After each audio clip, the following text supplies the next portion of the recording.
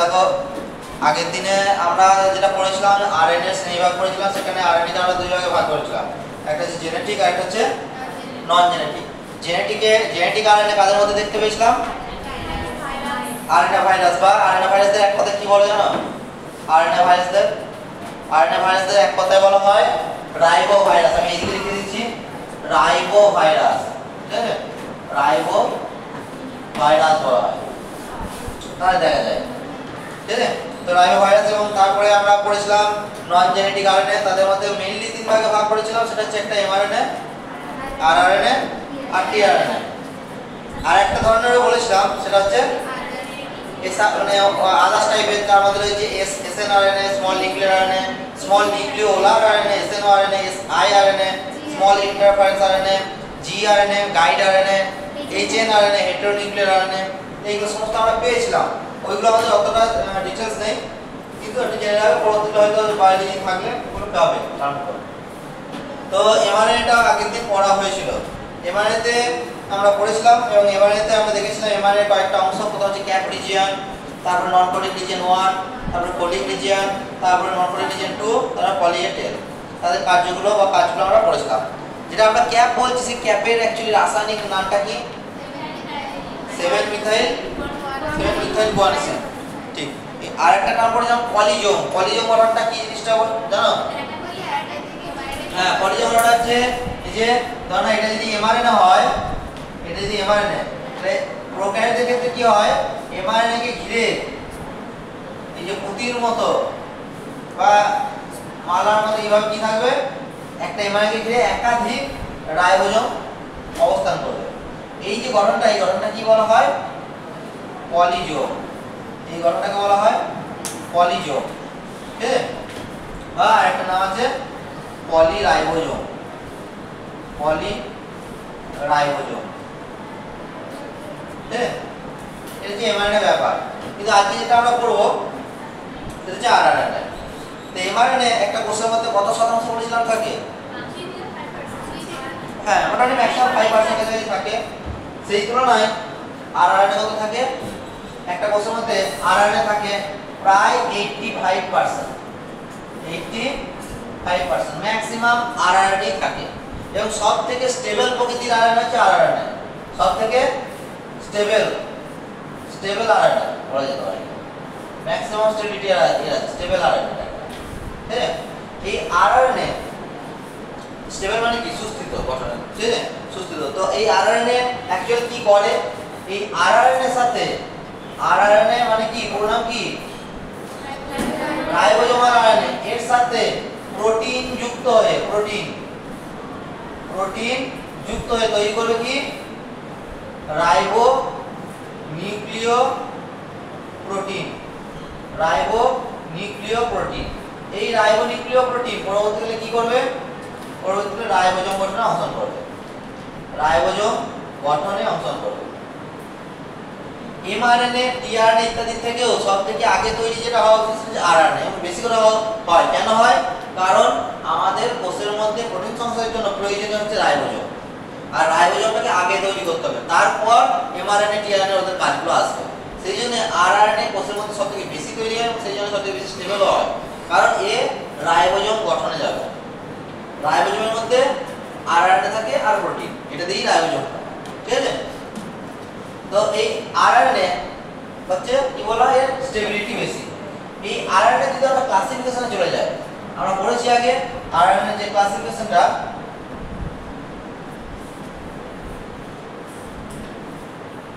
RRNA classification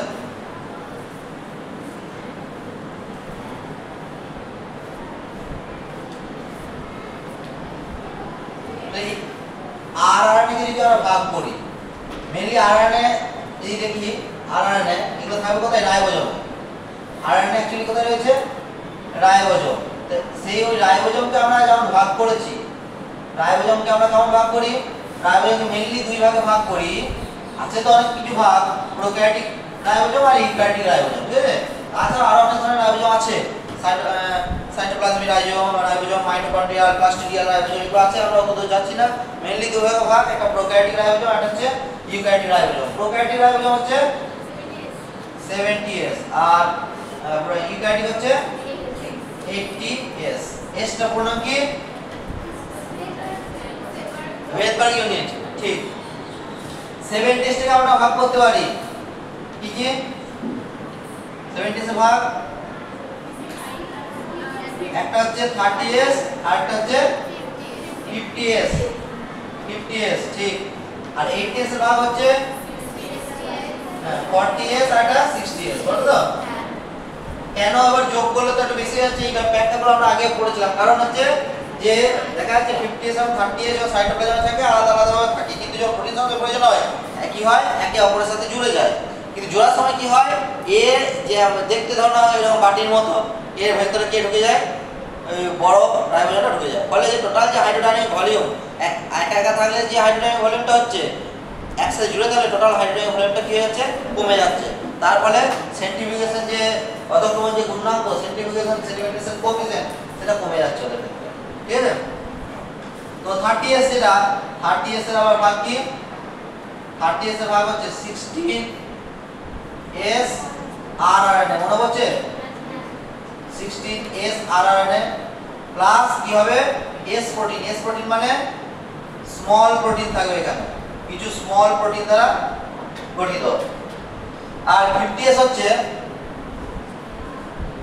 23s rRNA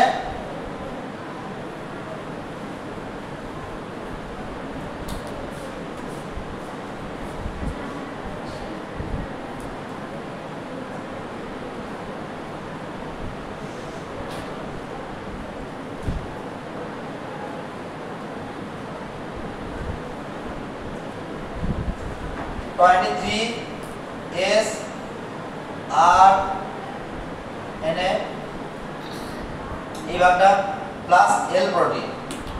L protein বটে। তো এখানে যেটা দেখো 16s RNA, মনে হচ্ছে কারো কিছু 16s RNA সম্পর্কে কি বলেছিলাম? ব্যাপারটা কি 16s RNA ব্যাপারটা? মানে এর আলাদা একটা নাম আছে। 16s RNA কে আমরা কি বলেছিলাম? দেখো নামটা মনে হচ্ছে নাকি? Molecular clock. মলিকিউলার ক্লক বলে এটাকে। বাংলায় যদি বলি আণবিক ঘড়ি। আণবিক ঘড়ি বলা হয়। কেন? কারণ প্রোক্যারিওটিক যে অণুজীব তাদের মধ্যে ফাইলোজেনেটিক অ্যানালিসিসে সাহায্য করে, এবং দ্বিতীয় হচ্ছে ওই অণুজীবটা কতদিন আগে পৃথিবীতে এসেছে সেটা একটা অনুমান করা যায় 16s RNA থ্রু দিয়ে। কেন? কারণ 16s RNA হচ্ছে একটা কনজারভেটিভ প্রকৃতির RNA। কনজারভেটিভ প্রকৃতির RNA মানে কি? সহজে এর গঠন চেঞ্জ হয় না, কয়েক লক্ষ বছরে একটা নিউক্লিওটাইডের পরিবর্তন হতে পারে। ঠিক আছে? সেই জন্য 16s RNA কে কি বলা হয়? Molecular clock. একে ধরি আমরা প্রোক্যারিওটের ক্ষেত্রে ফাইলোজেনেটিক অ্যানালিসিস তথা স্পিসিস সম্পর্ক, একটার সাথে আরেকটা স্পিসিস কতটা সিমিলারিটি, সেটা আমরা কি করতে পারি? বুঝতে পারি 16s RNA কে ধরি। ঠিক আছে? সেই জন্য একে মলিকুলার ক্লক আণবিক ঘড়ি বলা হয়। আরেকটা এদিকে যে 23s RNA, এটার একটা ব্যাপার আছে, সেটা হচ্ছে একটা একটা ক্যাটালাইটিক RNA। এবার একটু মনে করে বলো তো, এই ক্যাটালাইটিক RNA কে এক কথায় কি বলে? ক্যাটালাইটিক RNA বা RNA when act as catalysis is called কি বলে সেটাকে? সেটাকে বলে, তোমরা এটাকে বলেছিলাম, এটা এনজাইম চ্যাপ্টারে বলেছিলাম, তখন তার নাম হয় রাইবোজাইম। রাইবোজাইম একমাত্র এনজাইম যে প্রোটিনধর্মী নয়। সমস্ত উৎসেচক হচ্ছে প্রোটিনধর্মী, ব্যতিক্রম কি? রাইবোজাইম। ঠিক আছে? 23s RNA হচ্ছে এরকম একটা রাইবোজাইম। এর নাম অনেক সময় বলা হয় এনজাইম হিসেবে কাজ করে, তখন তার নাম হয় পেপটাইড ডাই ট্রান্সফারেজ। এর যখন এনজাইম হিসেবে কাজ করে তখন এর নাম হয় পেপটাইড ডাই ট্রান্সফারেজ।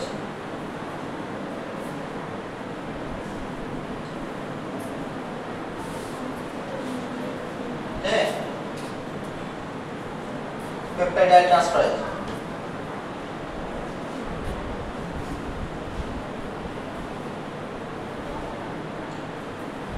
নেক্সট চলে আসছি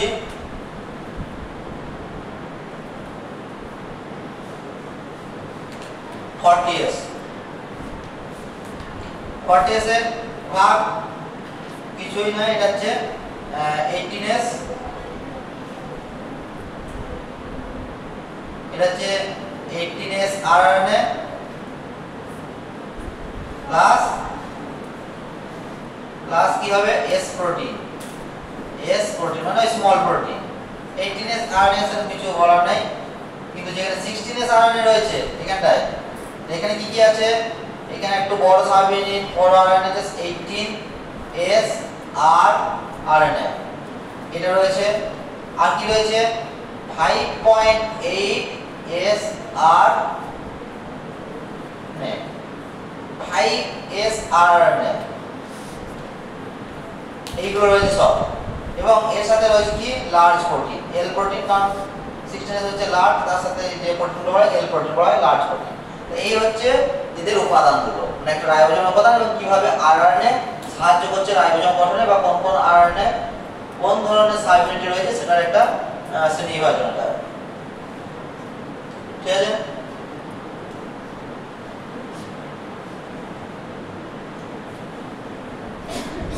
নরমালি আরএনএ তে অনেক সময় G+C গুলো বেশি থাকে। ঠিক আছে, আরএনএ গুলোতে আরএনএ স্ট্রাকচারটা অনেক এরকম দেখতে, সেই লোকে ইয়ে গঠনের মতো এরকম। তো অনেক সময় এর মধ্যে বন্ধনীগুলো থাকে এরকম,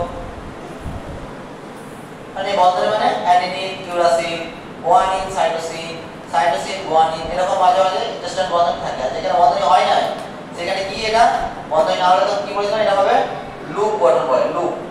আর এইগুলোকে অনেক সময় স্টেম বলে। তাহলে একটাই তন্ত্রী, এটা 5 প্রাইম, এটা 3 প্রাইম, সেটাই বিভিন্ন জায়গায় কোনো জায়গায় বন্ড করেছে, কোনো জায়গায় বন্ড না করে লুপ করে সেইভাবে তৈরি হয়েছে। এইভাবে দেখতে হয় আরএনএ গুলো।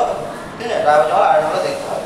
তাহলে মেন কাজ কি, রাইবোজোম গঠনে সাহায্য করা আর প্রোটিন সংশ্লেষের সময় এমআরএনএ এর সাথে সংযুক্ত হতে সাহায্য করা, এই দুটো কাজ। তাহলে এই দুটো কাজ কি আবার বলি, একটা হচ্ছে রাইবোজোম গঠনে সাহায্য করা, দেখতে পাচ্ছ যে রাইবোজোম রয়েছে, রাইবোজোম গঠনে সাহায্য করা। আর দ্বিতীয় হচ্ছে যখন প্রোটিন সংশ্লেষ চলবে তখন এমআরএনএ এর সাথে সংযুক্ত হতে সাহায্য করে। ঠিক আছে, এমআরএনএ এর সাথে সংযুক্ত হতে সাহায্য করে। তাহলে এই হচ্ছে আরআরএনএ। ঠিক আছে,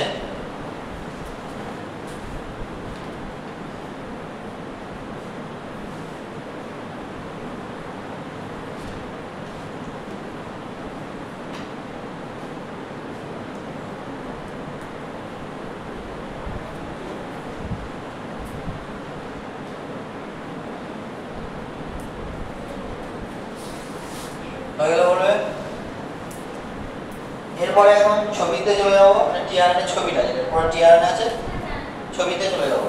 ঠিক আছে,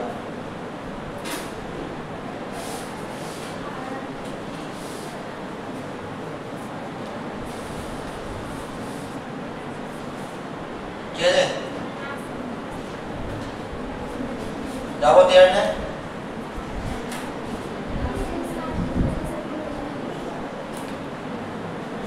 দেখো নেক্সট হচ্ছে টিআরএনএ। টিআরএনএ পুরো নামটা কি?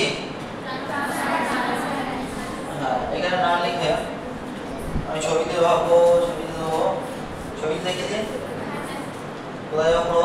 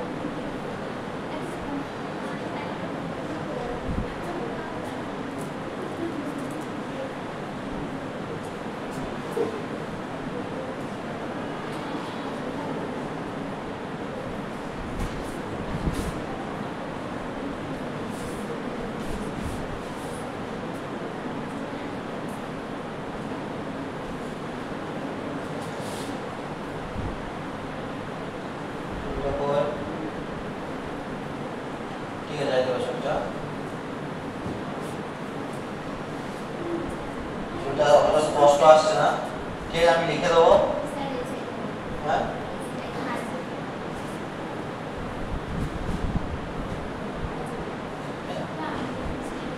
এখানে আমি লিখে দেবো, অসুবিধা নেই। এই হচ্ছে টিআরএনএ ছবি একটা।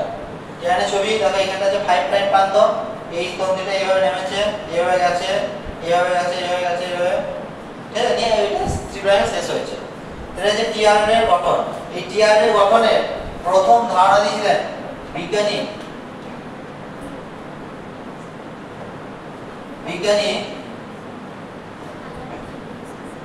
হচ্ছে হলি। টিআরএনএ গঠনের প্রথম ধারণা দেন বিজ্ঞানী হলি। তিনি টিআরএনএ গঠনের ধারণা দেন। সেই জন্য এই মডেলটার একটা নাম হচ্ছে হলি মডেল। টিআরএনএ গঠনের একটা মডেলটার নাম হচ্ছে হলি মডেল। তাছাড়াও দেখতে হয় একটা ক্লোভার লিফের মতো, ক্লোভার লিফ, এর আরেক নাম হচ্ছে clover leaf model. Clover leaf model ইংরেজি এল অক্ষরের মতো দেখতে বলে, একে এল মডেলও বলা হয়, এল মডেল। এই টিআরএনএ অর্থাৎ এই যে টিআরএনএ কি একটা পুরো নাম হচ্ছে ট্রান্সফার আরএনএ, তাই তো? পুরো নাম হচ্ছে ট্রান্সফার আরএনএ।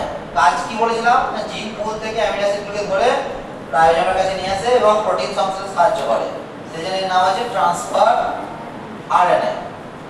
এটা সলিউবল প্রকৃতি, সলিউবল প্রকৃতি মানে কি সহজেই দ্রবীভূত হতে পারে, সেই জন্য এর আরেক নাম হচ্ছে এসআরএনএ বা সলিউবল আরএনএ, সলিউবল আরএনএ বলা হয়। এইগুলো হচ্ছে টিআরএনএ সঙ্গে বিভিন্ন ব্যাপারগুলো। এরপরে টিআরএনএ স্ট্রাকচারে চলে যাব। ক্লোভার লিফ কথার মানে কি? ক্লোভার কথার মানে কি? লবঙ্গ তো, লবঙ্গ পাতার মতো দেখতে বলে, সেই জন্য ক্লোভার লিফ মডেল বলা হয়, ঠিক আছে? এই হচ্ছে টিআরএনএ এর গঠন। টিআরএনএ এর গঠন যেটা দেখতে পাচ্ছি আমরা প্রথমেই যে 5 প্রাইম প্রান্ত থেকে শুরু হয়েছে। এই 5 প্রাইম প্রান্তে এইখানটায় থাকে একটা জি মানে গুয়ানিন দিয়ে শুরু হয় প্রথমে 5 প্রাইম প্রান্ত।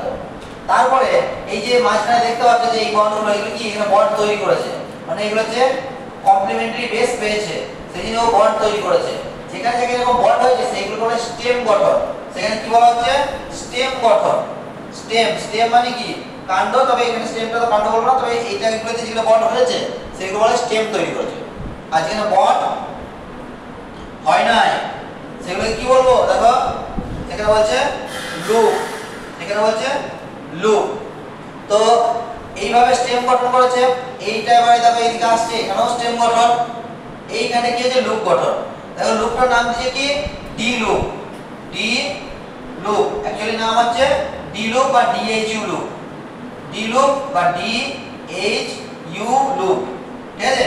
এবার প্রশ্ন হচ্ছে ডিএইচইউ কথার পুরো নাম কি? ডিএইচইউ পুরো নাম হচ্ছে ডাইহাইড্রো, হ্যাঁ ঠিক, ডাইহাইড্রো ইউরিডিন। এই ডাইহাইড্রোইউরিডিন এক ধরনের কি সিউডো বেস, বাংলা যদি বলি ছদ্মবেশ একটা। এই ছদ্মবেশ কিন্তু ওই যে জেস্টার ছদ্মবেশ নয়, এটা সিউডোবেশ। সিউডোবেশ বেশের মতো কিন্তু প্রকৃত বেশ নয়, সিউডোবেশ বলা হয়, ঠিক আছে? DHU loop. তো সেই দিক থেকে দেখতে গেলে এটা হয়ে যাবে কি ডিএইচইউ স্টেম বা ডি স্টেম হবে, ডি স্টেম। এই দিকেটা বলছি। এবার সেই তন্তুটা এবার এইদিকে এলো, এভাবে নামছে, নামার সময় এই যে স্টেমটা পাচ্ছি, এইদিকে যে স্টেমটা, ঠিক আছে? এইদিকে স্টেমটা কি নাম? এটা হচ্ছে এইদিকে স্টেমটার নাম হবে এই যেটা, এটার নাম হবে অ্যান্টিকোডন স্টেম, অ্যান্টিকোডন স্টেম। আর এই যে এখানে লুপ তৈরি করেছে, এটার নাম দেবো এই তো অ্যান্টিকোডন লুপ, ঠিক আছে? অ্যান্টিকোডন লুপ বলা হয় এটাকে, অ্যান্টিকোডন লুপ। এটার একটা নাম আছে বলে দিচ্ছি, অ্যান্টিকোডন লুপ, ঠিক আছে? এই অ্যান্টিকোডন লুপে এখানে কার সাথে যুক্ত হয়? অ্যান্টিকোডন লুপে এখানে কি আছে? এখানে থাকে এমআরএনএ। ভালো করে সবাই এখানে ধরো এমআরএনএটা আছে, এখানে এমআরএনএ থাকে। এমআরএনএর সাথে কি করে? ও এরকম কমপ্লিমেন্টারি বেসটাকে বাইন্ড করায় এমআরএনএ ওই সিকোয়েন্সের সাথে। তো এমআরএনএ তিনটে নিউক্লিওটাইডের সজ্জাটিকে আমরা কি বলি? এমআরএনএ তিনটে নিউক্লিওটাইডের সজ্জাটিকে আমরা বলি কোডন, বলি সেই জন্য ঠিক ও বিপরীত বেসগুলো টিআরএনএ তে ঠিক বিপরীত বেসগুলো থাকে নিচে, সেই জন্য এই অ্যান্টিকোডন লুপটার আরেকটা নাম হচ্ছে নডক। নামটা কি বুঝতে পারছো দেখে? নামটা দেখে কি মনে হচ্ছে মানে কি হয়েছে ব্যাপারটা? কোডনে দেখো ঠিক উল্টো, কোডনের ঠিক উল্টো নডক, সেই জন্য একে অ্যান্টিকোডন সাইটকে আমরা বলা হয় নডক সাইট। ঠিক আছে, নডক সাইট বলা যায়। ঠিক আছে, অ্যান্টিকোডন লুপের আরেক নাম হচ্ছে নডক সাইট। নেক্সট ক্লাসটি এই জায়গাটা, এই জায়গাটা এটাকে বলা হয় কি, এই যে ছোট্ট মতো একটা বেরিয়ে আছে, ঠিক আছে, জায়গা দেখো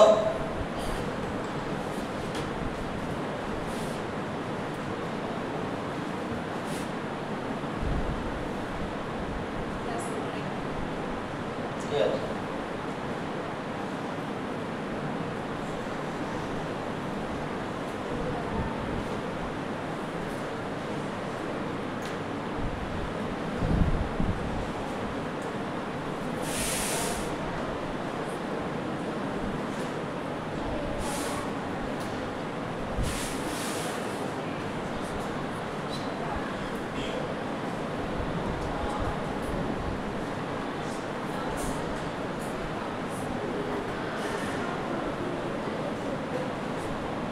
হয়ে বলবে তাহলে এটা আমি এখানে কি লিখেছিলাম, এটা হচ্ছে এমআরএনএ,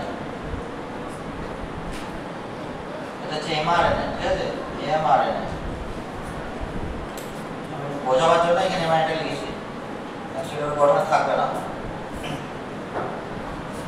তারপরে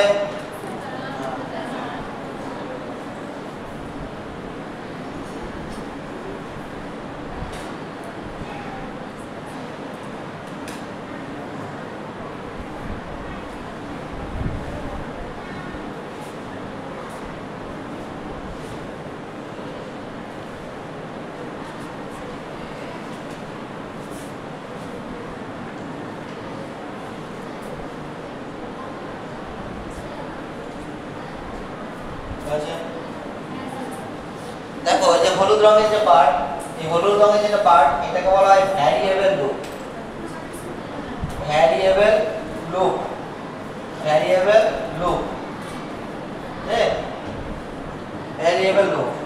ভ্যারিয়েবল লুপকে আমরা দুই ভাগে ভাগ করতে পারি, কি নাম দিলাম, ভ্যারিয়েবল লুপ, তার মানে পরিবর্তনশীল, পরিবর্তনশীল অংশ। এই অঞ্চলটার ডিপেন্ড করে, এই অঞ্চলে কতগুলো বেস আছে তার উপর ডিপেন্ড করে টিআরএনএ দুই ধরনের হয়।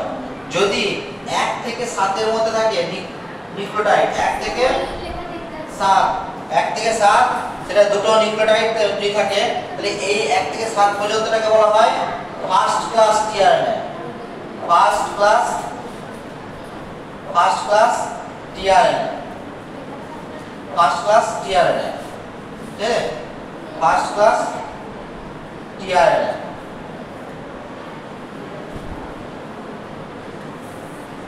First class tRNA.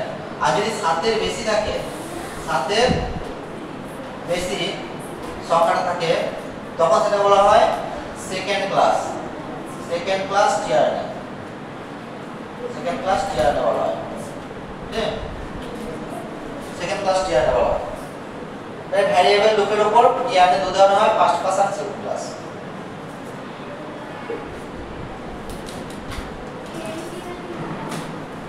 আমরা হলো এনটি মানে নিউক্লিওটাইড,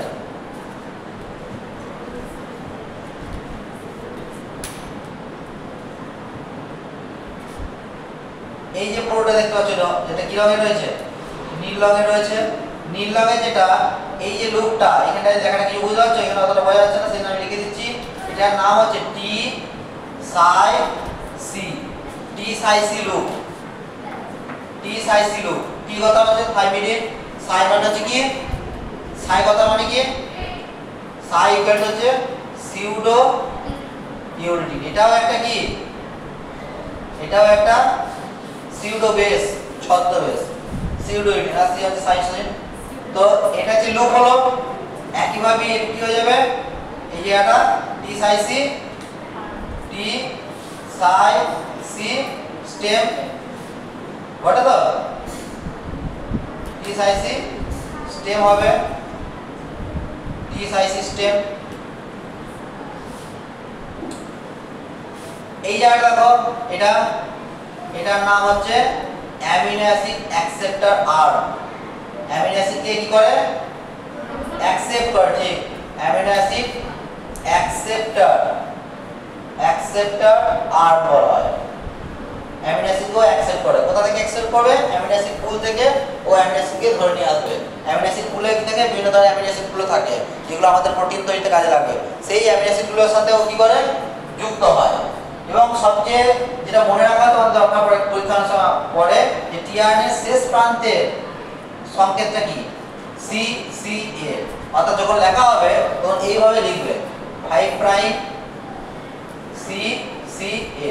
যদিও তোমাদের এমসিকিউ দেবে এই সংকেত হয়তো এইভাবে দেবে, যদি উল্টো দিকে যায় সেটা বোঝাতে লিখবে অবশ্যই 5 প্রাইম এই দিকে হবে, তারপর সি সি এ তারপর 3 প্রাইম। কেন এই যে 5 প্রাইম এই শুরু হয়েছে তাই দিকে আছে এখানটায়, এই এখানে ধরি 5 প্রাইম তাহলে সি সি এ।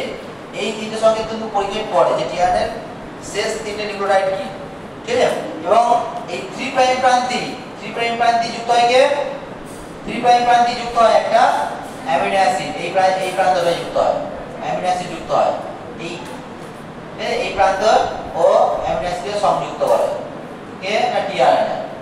এটা হচ্ছে একটা অ্যামিনো অ্যাসিড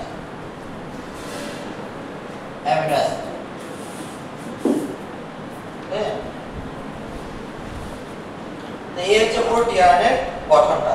টিআরএনএ মেইন কাজ কি প্রোটিন সংশ্লেষের সময় এমআরএনএ থেকে প্রোটিনের সময় জিন পুল থেকে অ্যামিনো অ্যাসিড গুলোকে ধরে নিয়ে আসে রাইবোজোমের কাছে এবং প্রোটিন গঠনে সাহায্য করে টিআরএনএ, ঠিক আছে। তো নরমালি আমরা জানি যে এমআরএনএ কোডন আছে, কোডন অনুযায়ী কি হবে কোডন অনুযায়ী অ্যামিনো অ্যাসিড গুলো আসবে এইভাবে। কিন্তু ব্যাপারটা একটু ভেবে দেখলে দেখা যাবে যে ওই যে প্রোটিন গুলো আসে সেটা কোথা থেকে আসে বললাম আমি এখনি, কোথা থেকে আসে জিন পুল থেকে। জিন পুল কথা বলছি, অ্যামিনো অ্যাসিড পুল হবে, ঠিক আছে। জিন পুল কথা নয়, এটা হচ্ছে অ্যামিনো অ্যাসিড পুল।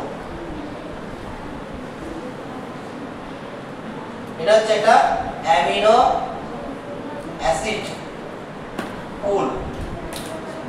অ্যামিনো অ্যাসিড পুল মানে কি এখানে বিভিন্ন ধরনের অ্যামিনো অ্যাসিড গুলো অবস্থান করছে, বিভিন্ন ধরনের অ্যামিনো অ্যাসিড এখানে কি করছে থাকছে।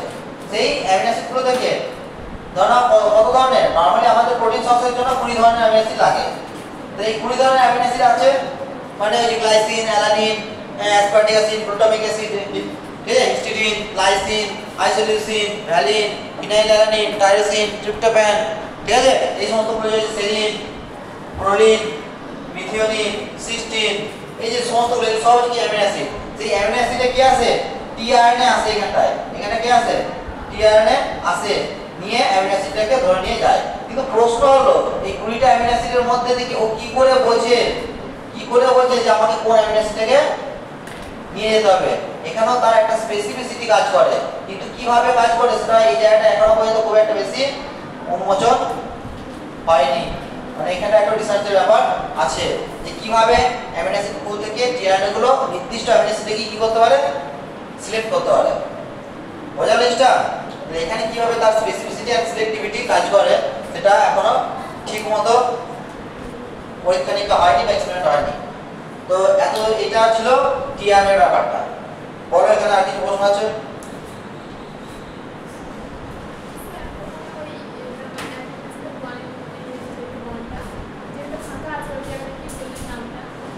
অ্যাডিনের সাথে বন্ড কোথায় বললাম?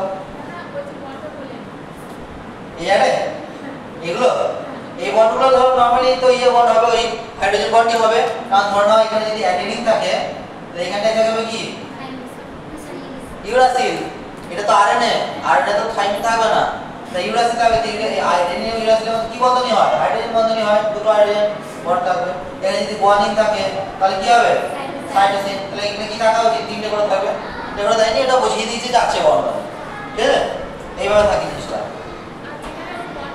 বন্ড এখানে নেই, মানে এখানে কি ব্যাপারটা দেখো তাহলে ধরো এখানে U U U U U এরকম হয়। তো কেউ কারোর সাথে বন্ড করবে? সবাই যে একই ধরনের, তাহলে কি করে বন্ড করবে? কমপ্লিমেন্টারি বেস নাই তো, সেই জন্য কি করে দিয়েছে? লুপ করে দিয়েছে। এখানে কি আছে? এখানে থাইমিন আছে, সিউডোইউরাসিল আছে, সাইটোসিন আছে, তাহলে কেউ কারোর সাথে কমপ্লিমেন্টারি নয়। ঠিক আছে, ঠিক আছে, কেউ কমপ্লিমেন্টারি নয়। এই হচ্ছে ব্যাপারগুলো।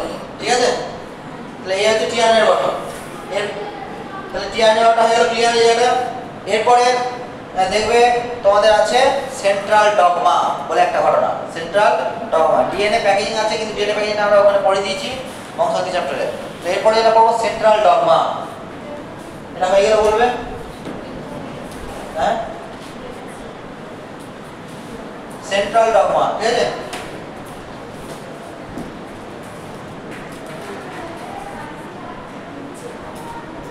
ব্যাকে যেতে হবে।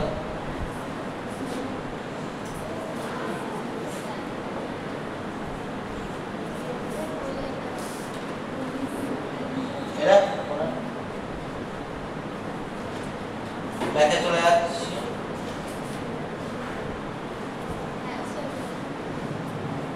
এরপর চলে আসবো সেন্ট্রাল ডগমা। আমি যদি বলে দিচ্ছি সেন্ট্রাল ডগমার ব্যাপারটা।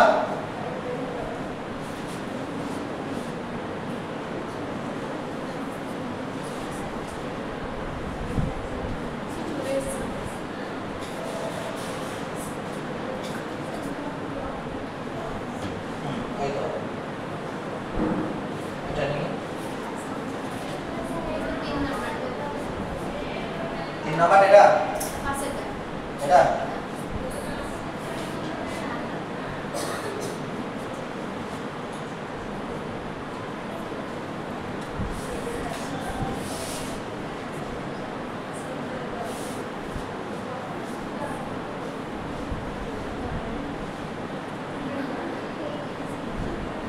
ঠিক আছে। তো সেন্ট্রাল ডগমা দেখো, সেন্ট্রাল ডগমার প্রথম ধারণা দিয়েছিল বিজ্ঞানী, সেন্ট্রাল ডগমার প্রথম ধারণা দেন বিজ্ঞানী ক্রিক। দেখো এই কন্টিনিউ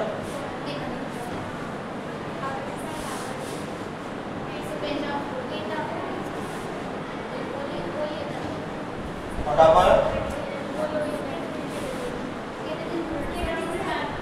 এটা এটা এটা কি দেবো?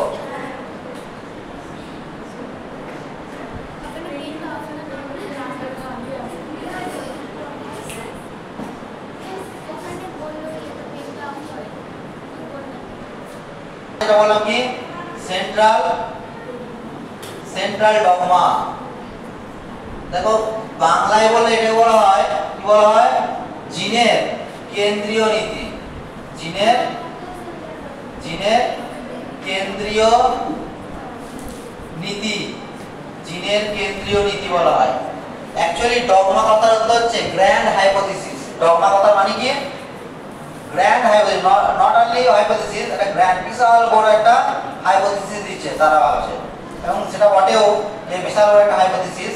সেই জন্য তার টার্মটাকে আরো একটু জোর দেওয়ার জন্য, হাইপোথিসিস টার্মটাকে আরো জোর দেওয়ার জন্য তারা টার্মটা দিয়েছিল শুধু হাইপোথিসিস দিতেই পারতো, যে সেন্ট্রাল হাইপোথিসিস না, সেটা দিল তারা গ্রিক নামটা সেটা কি দিয়েছিলেন যে ডগমা টার্মটা দিকে। ডগমা টার্মটা একটু ভারী ওয়ার্ড, তাহলে একটা আলাদা মানে বোঝাবে ব্যাপারটা।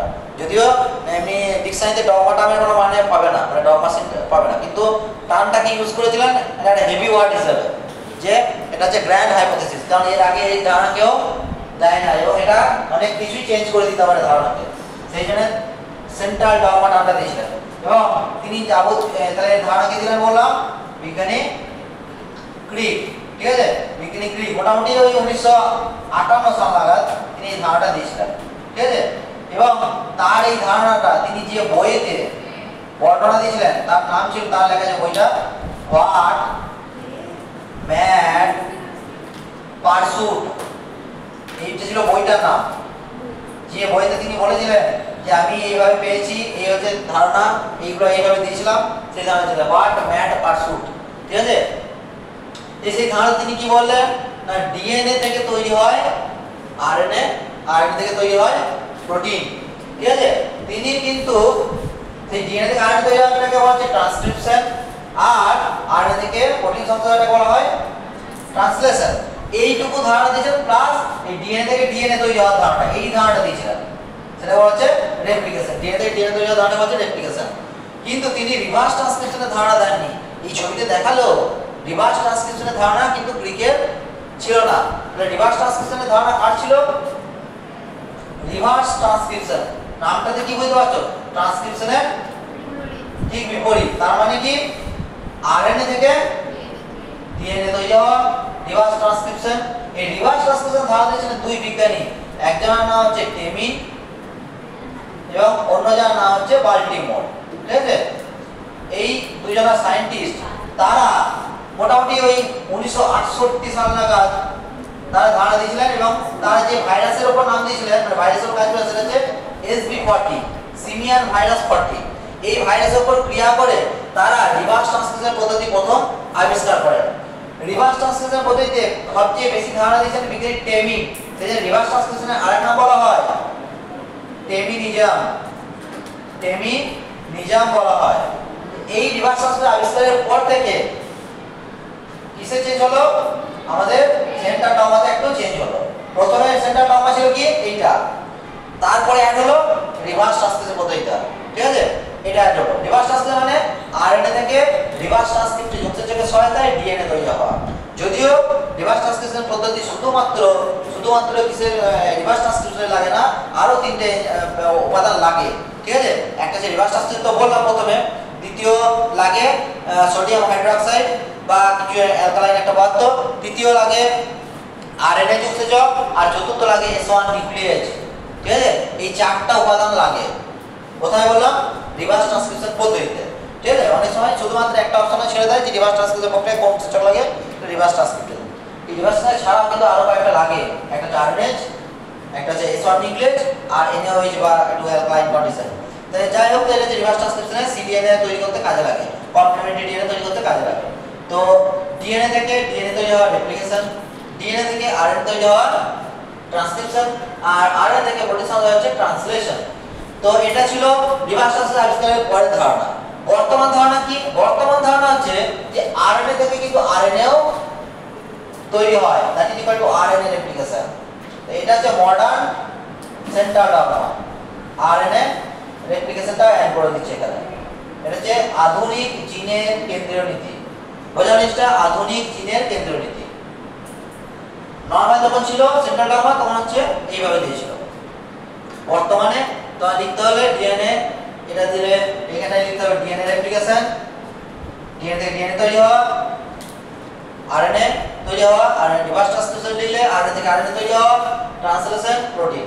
আরএনএ রেপ্লিকেশন কাদের ক্ষেত্রে মিলি হয় বলেছিলাম? আরএনএ ভাইরাসের ক্ষেত্রে। এটাও অ্যাড হয়ে যাচ্ছে বর্তমানে ইয়েতে জিনের কেন্দ্রের নীতিতে। ঠিক আছে, তবে প্রোটিন থেকে প্রোটিন সংশ্লেষ হওয়া এখনো পর্যন্ত এর কোনো কি পাওয়া যায়নি, এভিডেন্স পাওয়া যায়নি যে ডিএনএ থেকে ডিএনএ তৈরি হচ্ছে, আরএনএ থেকে আরএনএ তৈরি হচ্ছে, কিন্তু প্রোটিন থেকে প্রোটিন তৈরি হয় এটা এখনো পাওয়া যায়নি। ঠিক আছে, তাহলে এটা হচ্ছে জিনের কেন্দ্রীয় নীতি।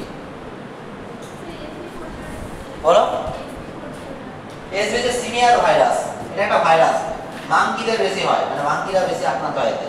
সিমিয়ান ভাইরাস SB40 বলা হয়, সিমিয়ান ভাইরাস 40। ঠিক আছে, এটা আরেকটা ভাইরাস। এটা এটা সে রেট্রো ভাইরাস বলি আমরা, এটা সে রেট্রো ভাইরাস। অর্থাৎ আরএনএ থেকে ডিএনএ তৈরি করা। যে সমস্ত ভাইরাসের আরএনএ থেকে আমরা যে সমস্ত ভাইরাস আরএনএ থেকে ডিএনএ তৈরি করে তাদেরকে কি বলি? রেট্রো ভাইরাস বলি। যেমন হচ্ছে উদাহরণ যদি বলো তাহলে হচ্ছে HIV virus, human immunodeficiency virus, তাছাড়া হচ্ছে লিউকো ভাইরাস, রাউস সার্কোমা ভাইরাস, SB40, এগুলো সব আছে রেট্রো ভাইরাস। ঠিক আছে, এক ধরনের রেট্রো ভাইরাস। রেট্রো কথা মানে কি? বিপরীত, বিপরীত দিকে কাজ করছে। মানে নরমালি হয় ডিএনএ থেকে আরএনএ, এখানে আরএনএ থেকে ডিএনএ তৈরি করা হয়, সেই জন্য রেট্রো। ঠিক আছে, রেট্রো ভাইরাস বলা হয়।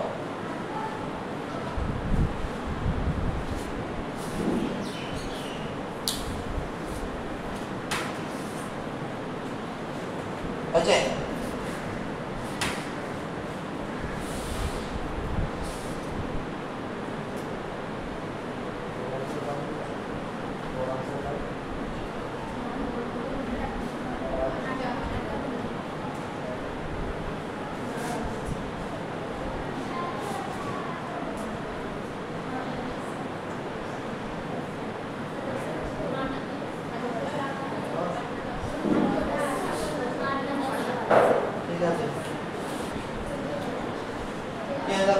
দুটোর মধ্যে একটা জিনিস বলে দিই তাহলে 5 মিনিট 10 মিনিটের মধ্যে। একটা আছে তাহলে এটা হয়ে গেল। এরপরে আমরা চলে যাবো রেপ্লিকেশনে। রেপ্লিকেশন টাইপসটা বলে দেবো, পরের দিন আমরা রেপ্লিকেশনটা দেখবো, ঠিক আছে? নেক্সট আমরা তাহলে চলে যাচ্ছি রেপ্লিকেশনে, ঠিক আছে?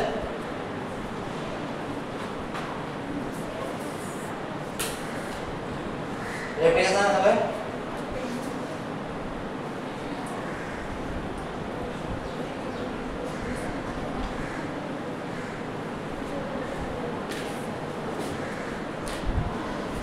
types of replication.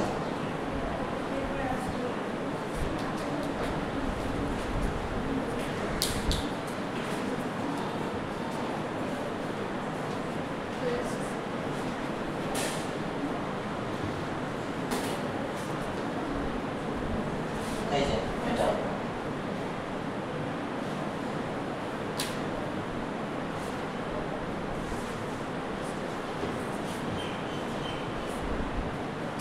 Types of replication, অর্থাৎ ডিএনএ যে প্রতিলিপিকরণ, রেপ্লিকেশন আমরা যেটা বলি ডিএনএ যে প্রতিলিপিকরণ, ডিএনএ প্রতিলিপিকরণের টাইপস গুলো কি কি, ঠিক আছে? এই যে এখানে দেখো টাইপস অফ রেপ্লিকেশনে তিন ভাগে ভাগ করা যায়। একটা conservative, semi conservative and dispersive. Conservative মানে কি বাংলায় বললে সংরক্ষণশীল, মানে সহজে কি হয় না, চেঞ্জ হয় না। দেখো এই যে ডিএনএ ছিল দুটো স্ট্র্যান্ড, একটা স্ট্র্যান্ড একদম হুবহু কি হচ্ছে পিতামাতার মতো, আর দুটো স্ট্র্যান্ড তৈরি করে নিচ্ছে, এটা হচ্ছে সংরক্ষণশীল, ঠিক আছে? এবং একইভাবে যখন সেকেন্ড হচ্ছে এখান থেকে এ হচ্ছে এ যাচ্ছে, তার মানে একটা স্ট্র্যান্ড কি হচ্ছে পিতামাতার মতো হুবহু তৈরি হচ্ছে, সেই জন্য একে কি বলা হচ্ছে কনজারভেটিভ টাইপ। সেই জন্য কি বলা হচ্ছে কনজারভেটিভ টাইপ।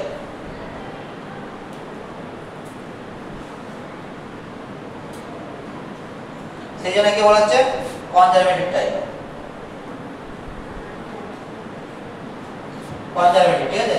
কনজারভেটিভ মানে কি হয় না, চেঞ্জ হয় না। এই যে ডিএনএ দুটো স্ট্র্যান্ড, এটা একটা স্ট্র্যান্ড এটা একটা স্ট্র্যান্ড, ও তার মধ্যে কি এটা আর এটা, আবার তার মধ্যে এটা এটা হলো। বা এর ক্ষেত্রে যদি দেখি এর সাথে হুবহু কে এরা এরা মিল, তাহলে পিতা মাতার মতো হুবহু যদি ডিএনএ তন্তুগুলো হয় তখন সেগুলো হচ্ছে কনজারভেটিভ, ঠিক আছে? এটা এক ধরনের হতে পারে যদি এই মতামতের বিশাল কিছু গৃহীত নয়। তো নেক্সট যেটা হচ্ছে সেমি কনজারভেটিভ, বাংলায় বলে কি হয় অর্ধ সংরক্ষণশীল। অর্ধ সংরক্ষণশীল, অর্ধ সংরক্ষণশীল বলা হয়, ঠিক আছে? Semi conservative. দেখো কি হয়েছে এখানে দুটো ডিএনএ স্ট্র্যান্ড, একটা আলাদা হয়ে গেছে, এখানে একটা আলাদা হয়ে গেছে, আর একটা স্ট্র্যান্ড কি হয়েছে নতুন করে তৈরি হয়েছে। তাহলে অর্ধেক অর্ধেক করে মিল হয়েছে। তো যে এটা দেখো আবার এই যখন আলাদা হচ্ছে এটা চলে এলো এখানে চলে এলো, আবার এই যখন হচ্ছে এর যে আবার নতুনটা তৈরি হচ্ছে, ঠিক আছে? তাহলে মোটামুটি অর্ধেক কি রয়েছে পিতা মাতা থেকে একটা স্ট্যান্ড, এই স্ট্যান্ডটা কি হচ্ছে টেমপ্লেট হিসেবে কাজ করছে, টেমপ্লেট, আর একটা স্ট্যান্ড কি তৈরি হয়ে যাচ্ছে নিউ স্ট্যান্ড। এই হচ্ছে টেমপ্লেট হিসেবে কাজ করছে আর এই হচ্ছে নিউ স্ট্যান্ড।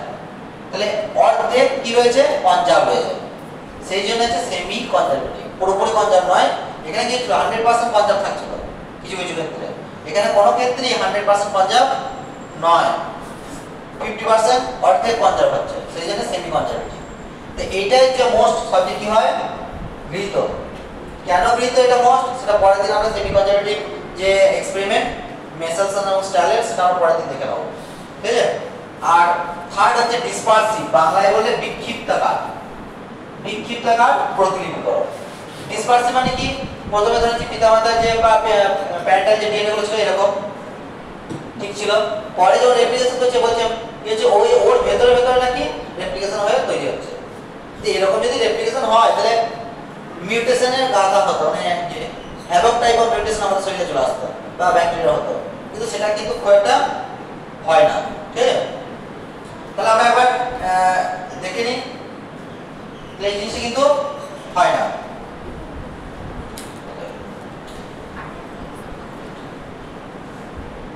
ঠিক আছে?